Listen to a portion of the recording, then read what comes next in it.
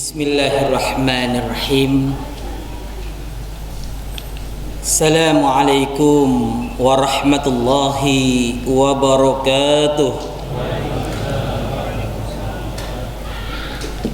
Alhamdulillah. Alhamdulillahi rabbil alamin. Wal aqibatu lil muttaqin. Wala udwana illa 'alaz zalimin.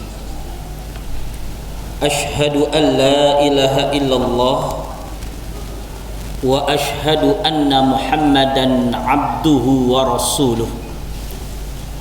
Allahumma salli ala habibina wa syafi'ina wa nabiyyina Muhammadin sallallahu alaihi wasallam wa ala alihi wa ashabihi wa man tabi'ahum bi ihsanin ila yaumiddin, amma ba'du. Faqad qala Allah subhanahu wa ta'ala fil Qur'anil Karim wa huwa asdaqul qailin, a'udzu billahi minasy syaithanir rajim. Fabima rahmatin minallahi linta lahum walau kunta fazzan ghalizal qalbi lanfaddu min hawlik fa'fu anhum wastaghfir lahum washawirhum fil amri fa idza 'azamta fatawakkal 'ala Allah innallaha yuhibbul mutawakkilin. Suratu Ali Imran ayat 159. Ma'asyiral muslimin, para pengurus DKM dan jamaah Masjid Al-Hidayah yang mudah-mudahan senantiasa dirahmati oleh Allah Subhanahu wa ta'ala. Alhamdulillah, kita hari ini, malam ini berada di puncak dari aktivitas Ramadan kita, karena kita berada fi ashril awakhir min Ramadan.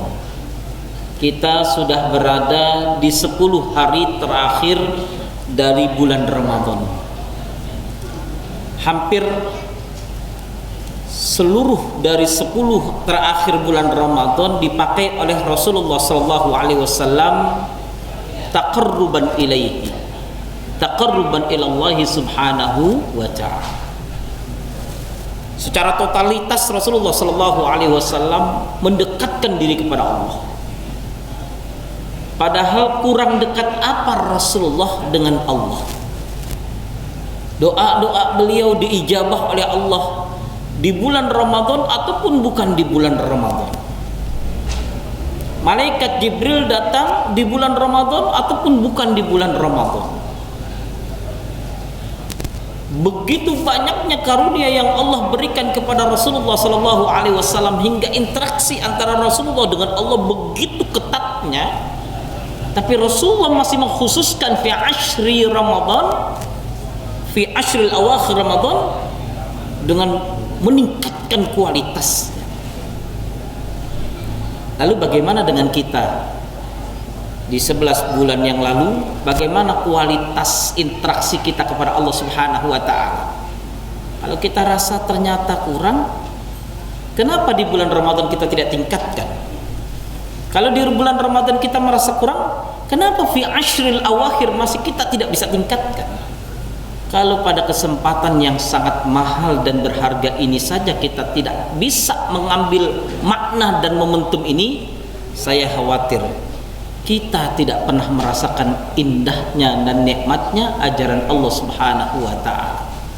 Dan saya khawatir kalau kita tidak bisa merasakan indahnya dan nikmatnya Ramadan dengan seluruh kelebihan yang ada di dalamnya, maka dunia sampai hari ini pun belum terasa nikmat dalam kehidupan kita, dan itu bisa menjadikan kerugian bagi kita di dunia dan di akhirat.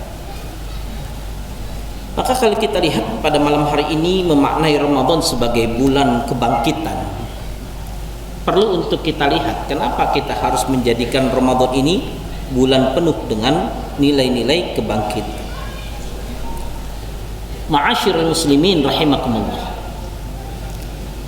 kita sudah mendengar fadailil a'mal fi kulli waqtin wa fi kulli syahr wa fi Ramadan.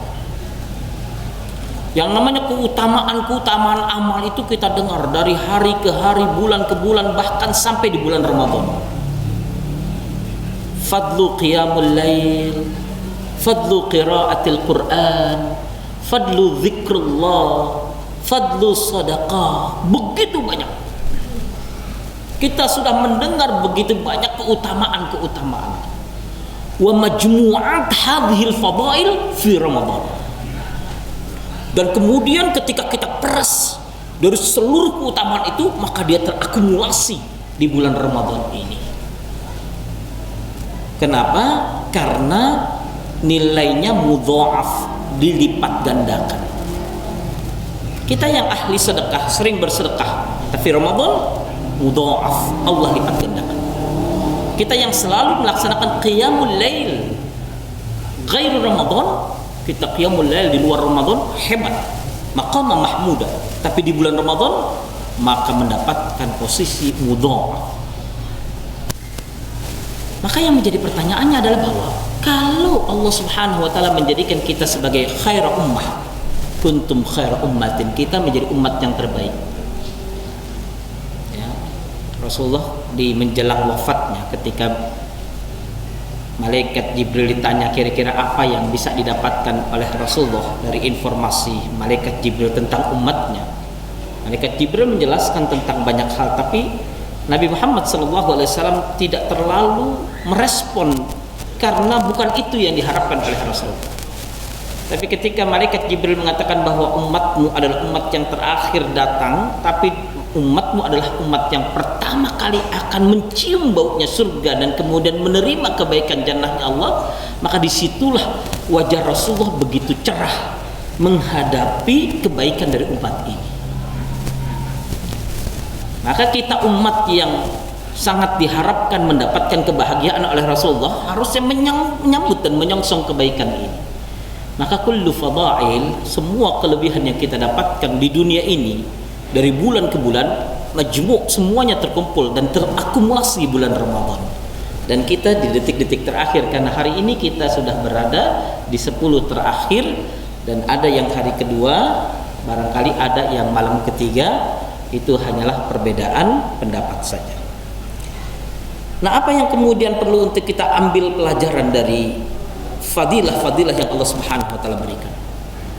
Kalau kita punya sekolah, sekolahnya itu terdiri dari siswa-siswa terbaik, dengan fasilitas yang terbaik, dengan suasana yang terbaik, dengan guru-guru yang terbaik, ternyata melahirkan orang-orang yang biasa saja, maka mungkin kita akan mengatakan ternyata kebaikan seluruh itu tidak menjadikan kebaikan dari para alumninya. Maka ini kategorinya rugi. Tapi kalau kita menemukan ada sekolah biasa saja, ya, dengan fasilitas biasa saja, tapi kemudian alumninya lulusannya begitu berkualitas, maka kita akan berkata bahwa sesungguhnya barangkali di baliknya ada guru-guru yang berkualitas di tempat yang sederhana. Laisa fi Ramadan, sedangkan Ramadan tidak. Ramadan semuanya Allah berikan yang terbaik.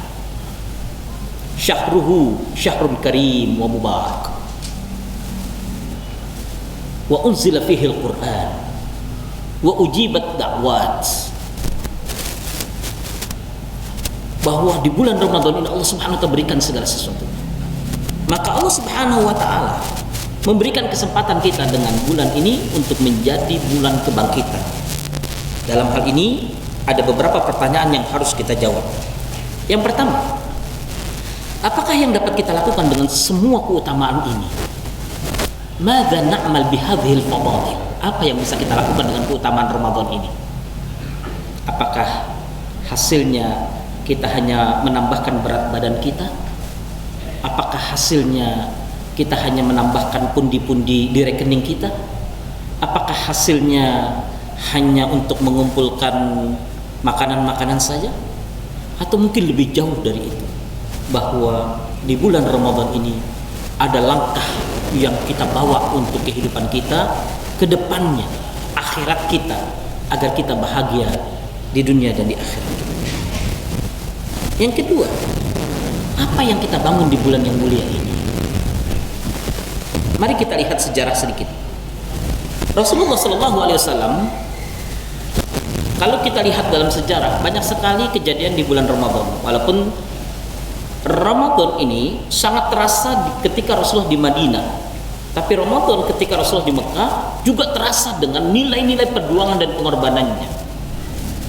Kalau kita pernah mendengar bahwa Rasulullah SAW ditinggal meninggal oleh istrinya yang tercinta, Khadijah, di dalam sebagian riwayat dikatakan tuwfiyat fi Ramadan, wa kadzalika ammu Abu Talib, kadzalika fi ba'd riwayat fi Ramadan, wa tuwfiyat bintuha Ruqayyah bintu Rasulullah sallallahu alaihi wasallam zaujatu Utsman, tuwfiyat fi Ramadan.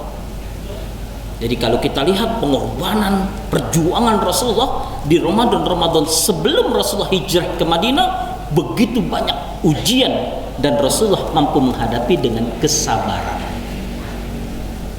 Wa ma Ramadan ba'da hijrati Rasul sallallahu alaihi wasallam. Bagaimana kemudian Ramadan setelah Rasulullah hijrah? Lihat, ketika Rasulullah pertama kali melaksanakan Ramadan di kota Madinah, Rasulullah arsala sariyatan ila Hamzah. Rasulullah kirim Hamzah bin Abdul Muttalib sebagai pamannya untuk pergi menyebarkan Islam ke daerah-daerah tertentu yang diinginkan oleh Rasulullah SAW untuk didakwahi tentang Islam. Artinya di bulan Ramadan Rasulullah menjadikan momentum bahwa hada intisyarul Islam. Disitulah terjadi sebuah gerakan untuk menyebarkan Islam, dan itu adalah canangan Rasulullah SAW. Yang kedua, fi syahri Ramadan, yakni tamam, di sekitar tanggal 19 sampai 21 yang menjadi perbedaan para ulama tentang masalah Yaumal Furqan, Yaumal Taqal Jam'an yang kita sebut dengan peperangan Badar, itu pun terjadi di bulan Ramadan. Allah memenangkan peperangan Badar. Belum lagi ketika Rasulullah SAW pulang dari sebuah peperangan, Rasulullah mendapatkan fitnah, yaitu yang disebut dengan hadithul ifki, ketika istri Rasulullah Aisyah radhiyallahu anha difitnah telah melakukan sesuatu yang buruk terkait dengan Safwan ibn Mu'attal. Maka kemudian Allah membebaskan setelah begitu sedihnya Rasulullah tentang fitnah yang terjadi kepada istrinya, dibebaskan oleh Allah setelah sabarnya Rasulullah di bulan Ramadan. Dan lihat bagaimana canangan Rasulullah SAW untuk Fathu Mekah, dimerdekakannya Mekah, itu dicanangkan oleh Rasulullah fi Ramadan.